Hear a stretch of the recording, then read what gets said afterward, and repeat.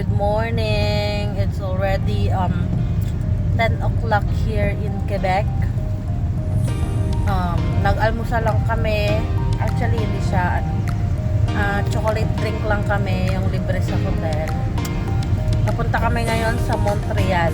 Last day namin ngayon dito. So, tapos na kami dito sa Quebec. Buti na lang natapos namin lahat in 2 days kasi umuulan siya ngayon. Kaya sana sa Quebec pero yung pupuntahan namin sa Quebec is indoor lahat. So okay lang. Doon kasi sa sa Montreal ano siya lahat indoor. Dito kasi sa Quebec yung pasyalan dito outdoor. So buti na lang natapos namin siya kasi umuulan. So, papunta kami ng 2 hours and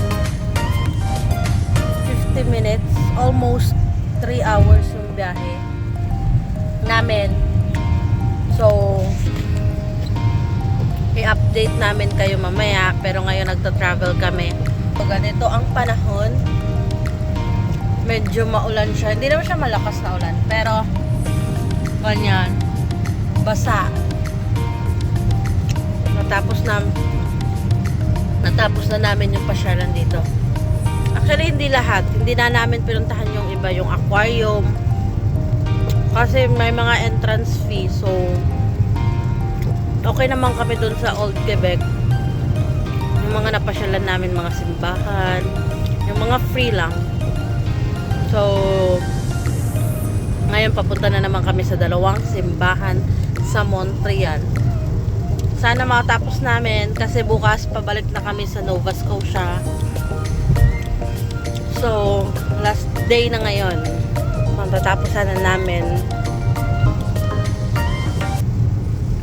doon sa Montreal.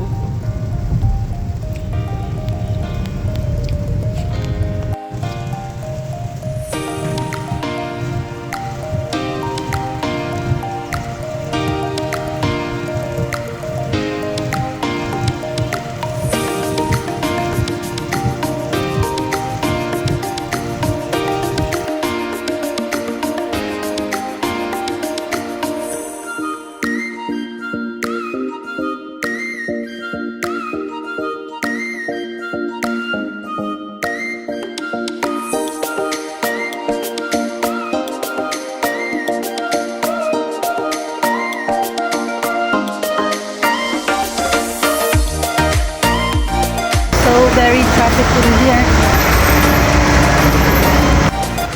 Very rainy. Yung S na ba natin? So rainy. Mabilis lang naman. Ano comes? Ano may payod? Tara.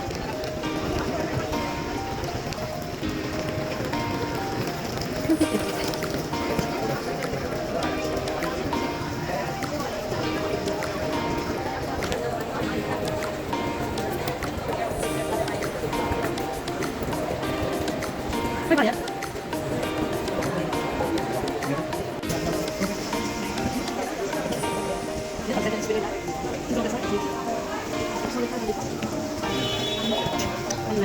Oh, parang pa siya sa'yo.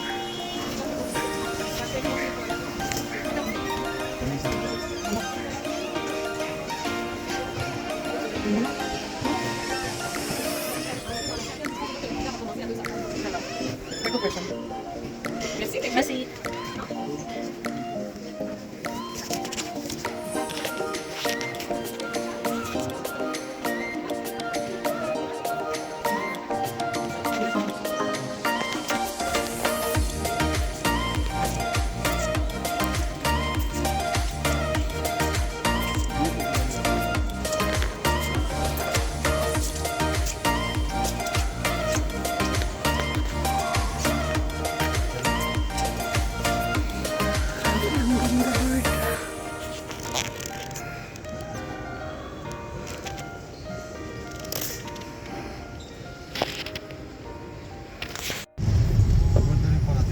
Maganda siya.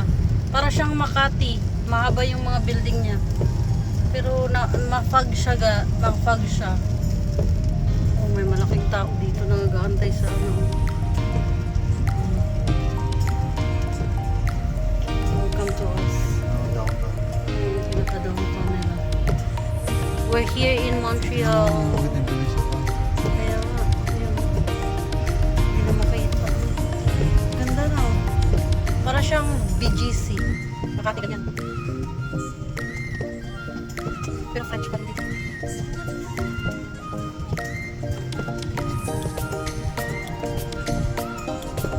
Yung magaling.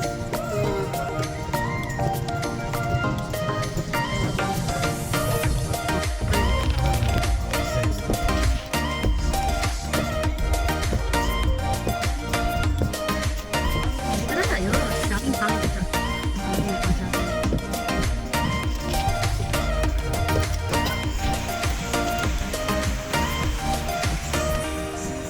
Shopping na si Morgan ng isang pirasong t-shirt. Hello everyone! Nandito kami ngayon sa Outlet Mall of Montreal. Maghahanap kami ng pwedeng bilhin. Yun lang. Titingnan. Pare-parehas siya yung ano niya, yung building niya sa ano, Niagara. Nakapunta na rin kami doon sa Niagara na ano, outlet mall. So titingnan natin kung ano yung pwedeng mabili dito na kailanganin. Kaso sobrang lakas ng ulan. Ayan, no. Gawin ko. Gagawa natin ng paraan para ma-enjoy natin ang ating shopping.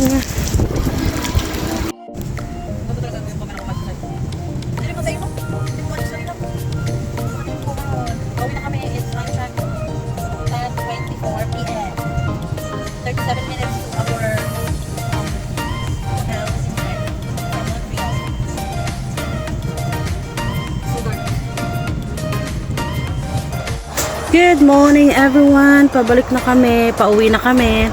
Tapos na yung aming bakasyon dito sa Quebec at Montreal. Nasulit naman namin, napagod naman kami. Yun kasi yung parang ano ko parang pag napagod ako or nagsawa ako, it means parang nasatisfied na ako. So okay naman, nagawa namin lahat yung nasa listahan na pwede naming puntahan. So kagabi lumakas yung ulan, kaya sa Montreal napuntahan naman namin yung pinaka main reason ba't kami pupunta, yung Notre Dame de Montreal na cathedral. So napuntahan naman namin siya, nakapag konting pamili din kami dun sa outlet nila dun sa Montreal, kaya okay na kami. So hindi na kami mag-extend, pwede pa naman kami mag-extend kasi meron pa kaming mga few days before bumalik sa work, mga 4 days. So hindi na lang kami mag-extend, ipahinga na lang namin, ilinis-linis namin kung anong pwedeng gawin doon sa amin banda. So mag-grocery, yun na lang ang bibili namin, ang gagawin namin. So okay naman kami lahat, kaya uwi na kami guys. So Lord, protect us, guide us sa aming matagalang biyahe na naman to. Opo, sana maging safe kami pa uwi. So yun lang. Thank you guys sa pagsama sa amin.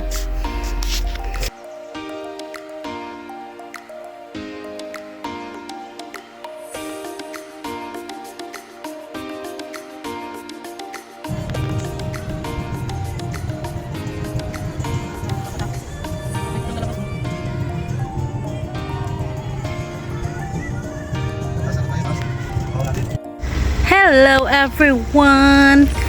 Time check, 12:19 AM. Pauwi na kami, last stopover dito sa McDo.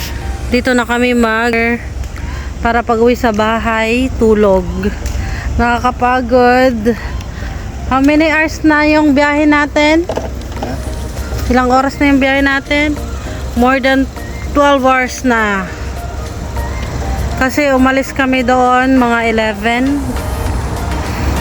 ng tanghali. So mag ano na, mga 12 hours na yung biyahe namin. More than 12. 13 hours na yung biyahe namin. Pero last na, okay na. At least malapit na kami, mga almost 1 hour, 55 minutes going home sa Bridgewater. So okay na kami. Konti na lang. Papahinga na kami. Tapos may 5 days off kami. Abangan nyo kung ano ang pwedeng gawin for 5 days off. Kasi sure ako may gagawin kami. Hindi ko lang alam kung ano.